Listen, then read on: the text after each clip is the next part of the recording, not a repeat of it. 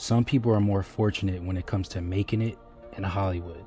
Zoe Saldaña, she built her legacy brick by brick with discipline, resilience, and a vision bigger than herself. She's not just an actress, she's a trailblazer.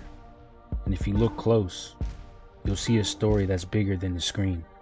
I'm fortunate enough that I was hungry enough and passionate and I worked hard enough that I got the respect and the attention of these prolific filmmakers that would take a chance on me. Little brown girl from Queens. I'm like, oh, okay.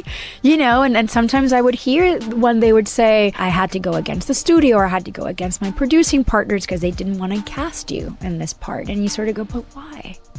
That was also then the introduction of that conversation of, oh, because you're not traditional looking.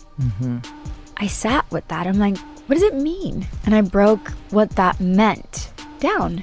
And it hurt so bad that no matter what I did, I wasn't going to get the part. Not because I wasn't good enough, because I wasn't traditional looking. Well, fuck that. I'm just going to work extra hard and I'm going to get the part. Because if it's meant for me, then why not?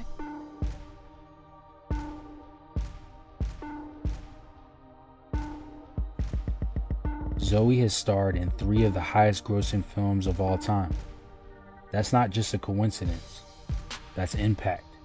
From Neytiri in Avatar, to Gamora in Guardians of the Galaxy, to Lieutenant Uhura in Star Trek, Zoe didn't just play these roles. She owned them. She gave these characters soul. In worlds filled with aliens, technology, and explosions, Zoe brought humanity. She brought herself.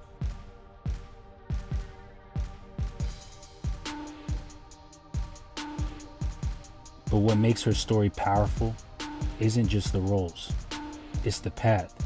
She grew up in Queens, Afro-Latina, navigating identity in a world that wanted to put her in a box. Too Latina for some, too black for others. But Zoe refused to shrink. She refused to play small. She wasn't here to check a diversity box. She was here to dominate.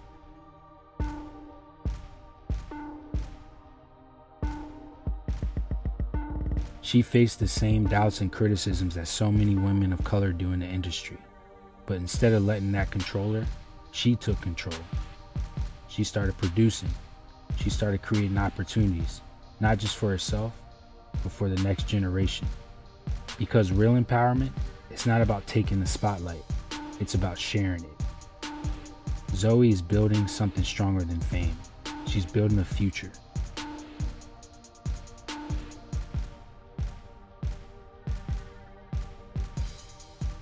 And now, she's showing a whole new side of herself in the show Lioness. This show right here, this isn't just another project. This is a statement. Zoe plays Jo, the lead, the boss, a woman playing the weight of war, family, and morality on her own shoulders. She absolutely crushes it. You already knew she was talented, but in Lioness, you see it at a whole new level. You see the leadership, the vulnerability, the range. It's a stacked cast, but Zoe still leads from the front. And that's no surprise. That's who she's always been. And she's not done, not even close. And then I know that whatever is out there that's meant for me, I'm going to always give 150% of myself. And when I get it, I'm going to be really happy. And when I don't, I'm going to move on to the next one. It isn't like that every day. And whenever I'm not like that every day, my mom reminds me, my sisters remind me, my friends remind me. And when they're the ones that are not like that every day, I'm there to remind them. So it's almost like you have to create a community that supports you and reminds you of who you truly are and who you want to be. So that's very important. Therefore, you have to be very selective with the people that you surround yourself with. And that's very, very important. Zoe is still evolving, still pushing boundaries, still rewriting what power looks like in Hollywood. And the truth is, she's not just a success story. She's a symbol for anyone who's ever been told, you can't. Because Zoe's story says, you can and you will. But only if you take control. Every move she makes, on screen or off, it's about choice. about ownership, about refusing to be defined by anyone else's script. So if you're watching this and you're feeling stuck or overlooked or underestimated, remember this. You don't have to wait for permission. You don't need validation. You just need courage and the belief that you were born to lead. Because in the end, you either take control or be controlled.